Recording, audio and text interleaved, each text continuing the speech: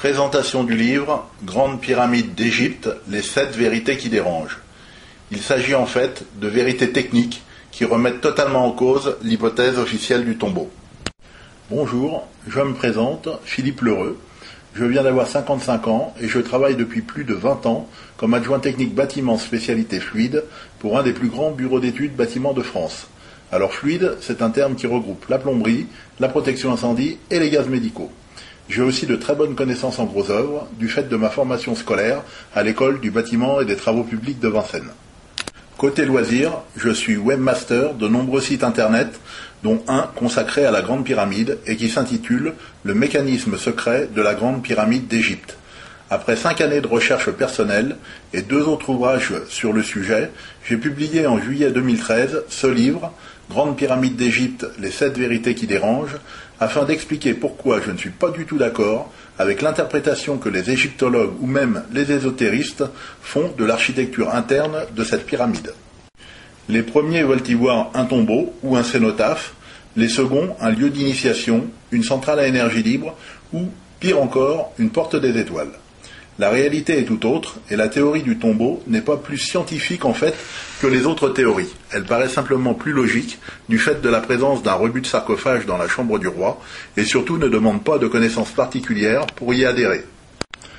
C'est ce qui fait sa force, mais en approfondissant un peu, on s'aperçoit très vite que tout le reste de l'architecture interne contredit cette hypothèse. En fait, cette pyramide comporte 25 anomalies architecturales totalement incompréhensibles dans le cadre d'un tombeau. Un exemple avec la présence de conduits reliant la chambre du roi avec l'extérieur et qui aurait fait courir un risque énorme à la momie et au mobilier funéraire.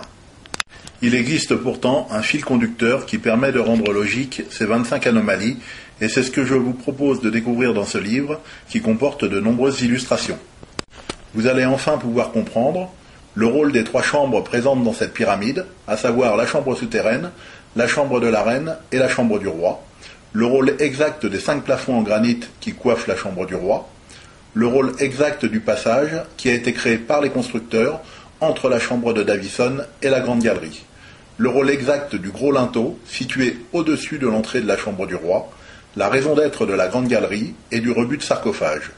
Vous comprendrez aussi pourquoi, schéma à l'appui, les conduits de la chambre de la reine s'arrêtent avant la façade et à quoi servaient vraiment ceux de la chambre du roi. En le lisant, vous serez surpris de constater avec moi, photographié à l'appui, que les 3 bouchons de granit retrouvés en bas du couloir ascendant ont été mis en place à cet endroit dès le début de la construction, interdisant par là même tout passage futur d'une momie par ce couloir. Mais il y a mieux. Cette nouvelle analyse de l'architecture interne renseigne sur la position très probable d'une nouvelle chambre dont on sait avec certitude qu'elle est restée inviolée. On s'oriente donc doucement mais sûrement vers la plus grande découverte archéologique de tous les temps. Je pense que cette nouvelle théorie remplacera à court terme la théorie officielle du tombeau.